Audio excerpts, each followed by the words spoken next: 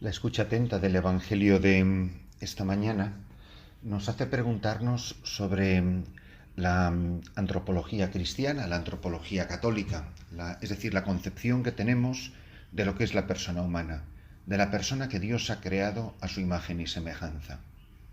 Y básicamente hay dos clases de personas: los que entienden que al nacer, sean católicos o no católicos, pero su concepción de la vida es que al nacer nacemos con una partitura en blanco, es decir, un pentagrama para que cada uno vaya escribiendo lo que quiera hacer con su vida.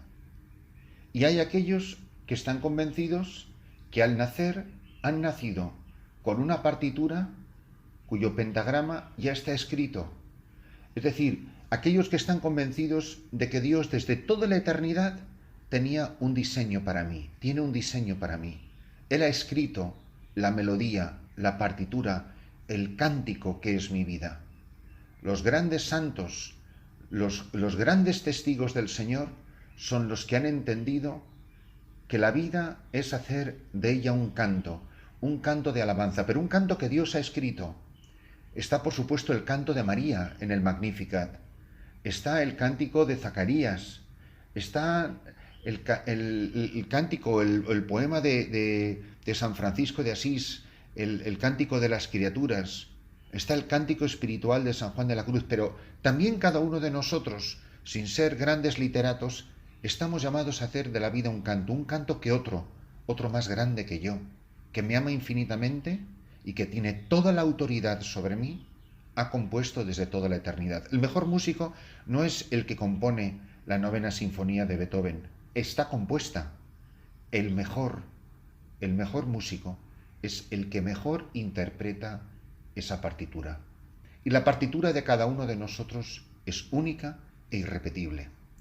Por eso, nacer, crecer en la vida cristiana, haber sido introducido a la vida de la Iglesia, es descubrir que cada uno de nosotros ha nacido con una melodía ya compuesta por el artista divino, por Dios nuestro Señor, y que a nosotros nos toca saber interpretar en fidelidad, que quiere decir en obediencia, la partitura que Dios ha escrito. ¿Qué es el pecado? El pecado es empeñarme en dar una nota en la partitura de la cotidianidad de mi vida que no está escrita en la partitura que Dios ha escrito para mí. La única persona que nunca ha dado una nota equivocada es la Virgen María. Ella es la que fielmente ha interpretado, aunque ¿cómo puede ser esto? No entendiendo, en la pura obediencia de la fe y de la confianza en el abandono de Dios, en manos de Dios, de la partitura que Dios había escrito, pero hágase en mí según tu palabra. Y todo esto que digo viene a colación de este Evangelio de San Mateo, de este capítulo 7. En aquel tiempo dijo Jesús a sus discípulos: no todo el que me dice Señor, Señor.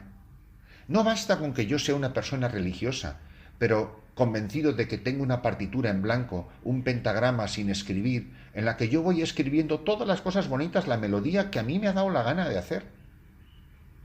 El discernimiento espiritual más difícil no es entre el bien y el mal. Saber elegir entre el bien y el mal es relativamente fácil, quizás sea más difícil el hacer el bien, pero saber cuál es el bien no es difícil. Lo verdaderamente difícil en la vida cristiana es discernir entre el bien y el bien, entre algo que es bueno y entre algo que Dios quiere. No entrará en el reino de los cielos el que me dice Señor, Señor, sino el que hace la voluntad de mi Padre que está en los cielos.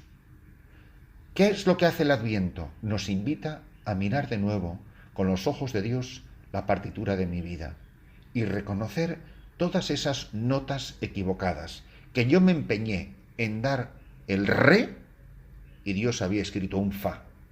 Y por más que yo me empeñe, eso no va a sonar bien.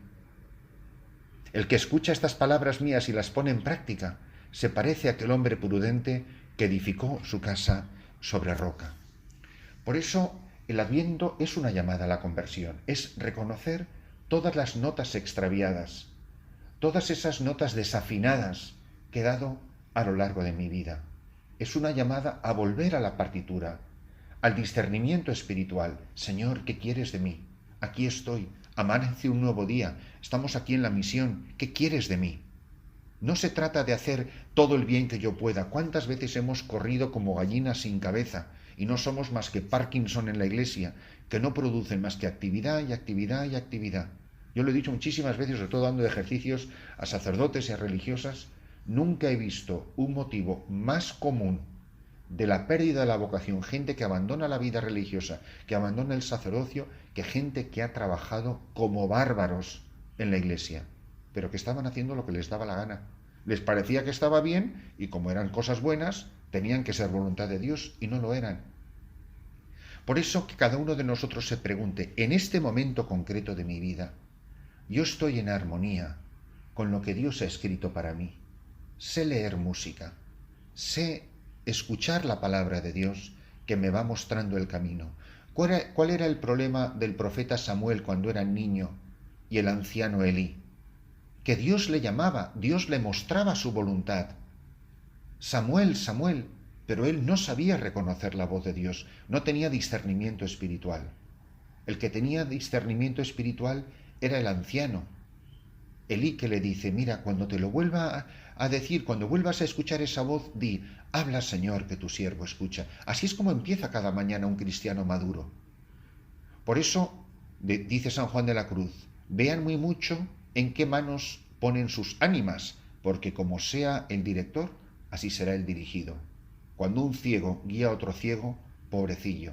Y en la vida religiosa, en la vida sacerdotal, aquí en la misión, en los discernimientos que hacemos en las diócesis, para planes pastorales, los discernimientos que hacemos aquí en nuestro vicariato apostólico para saber cómo tenemos que evangelizar, a qué sitios vamos, a qué no vamos, cómo lo hacemos, cuándo vamos.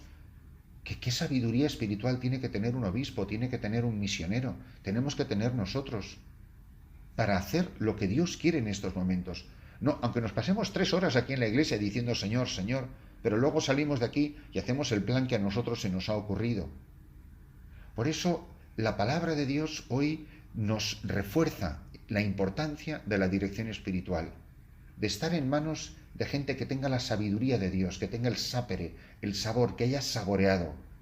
Cuando dice San Juan de Ávila que el sacerdote es el hombre que sabe a lo que sabe Dios, un cristiano adulto, aunque no sea sacerdote, es el que ha saboreado, tiene el sabor de Dios, sabe lo que es de Dios y lo que no es de Dios. Cuando decimos en el Padre Nuestro, hágase tu voluntad en la tierra como en el cielo, sino el que hace la voluntad de mi Padre. Si de un adviento sale una firme resolución, una firme decisión, con discernimiento espiritual, con dirección espiritual, de nunca separarme de la partitura que Dios haya compuesto para mí. Porque el problema no solamente es que si doy la nota equivocada puedo arruinar mi vida, mi salvación eterna y mi santificación. Es que una nota equivocada va en armonía con otras notas. Un marido que se tuerce, tuerce una familia. Un pastor que se tuerce, tuerce a un pueblo y a una comunidad. Una religiosa que se tuerce, puede torcer a una provincia, a una comunidad y todo un apostolado. Por eso no solamente es una cuestión entre Dios y yo, es que yo puedo hacer mucho daño si mi vida, no siendo fiel a la partitura de Dios, no está en armonía con la nota que tiene que dar. En un acorde hay por lo menos 3 notas. Con que una suene mal, las otras 2, aunque eran las que tenía las correctas, también van a sonar mal. Por eso dice, sopló el viento, cayó la lluvia, se desbordaron los ríos, descargaron contra la casa, pero no se hundió, porque estaba cimentada sobre roca. Vosotros lo sabéis muy bien, en la vida de cada día, aquí en nuestra pequeña misión, nosotros solo sabremos si estamos siendo fieles a la melodía que Dios ha escrito para nosotros, al cántico que estamos llamados a ser cada uno de nosotros, de alabanza y gloria a Dios con nuestra vida, si cuando sopla el viento de las humillaciones, las persecuciones, el hambre, cuando se nos va la luz, cuando no tenemos lo suficiente para comer, con todas las dificultades y las penurias que pasamos cada día en la misión, si esa casa se mantiene firme, cuando los musulmanes nos están acosando continuamente, capa de que están continuamente supervisándonos y fiscalizándonos y haciéndonos la vida imposible, pero nos mantenemos firmes. Esa casa estaba edificada sobre roca porque estábamos haciendo la voluntad de Dios. ¿Cuántas casas se derrumban a la mínima dificultad? ¿Cuántos matrimonios se derrumban? Porque nadie quiere aguantar nada. A la mínima gota de lluvia, vamos, que empieza a caer una lluviecita fina y ya se desbarata el matrimonio, sale cada uno por su lado, los hijos se desorientan, se desquician, se arruinan las familias. Lo mismo pasa en una parroquia, que el obispo no me entiende, que no me reconoce la obra que yo he hecho, que justo me cambia ahora, porque en el fondo es la incapacidad de aceptar la voluntad de Dios en mi vida, que la percibo como viento, como lluvia, como tempestad que azota mi vida. El que escucha estas palabras mías y no las pone en práctica, edificó su casa sobre arena.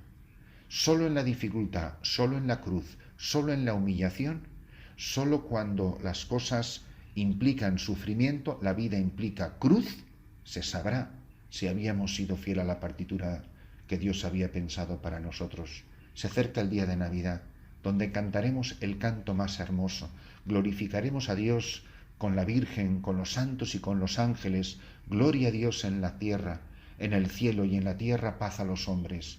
Que esa gloria que tiene que resonar la noche de Navidad lo vayamos ensayando cada día, cada mañana, en nuestro deseo de hacer la voluntad del Padre que está en los cielos.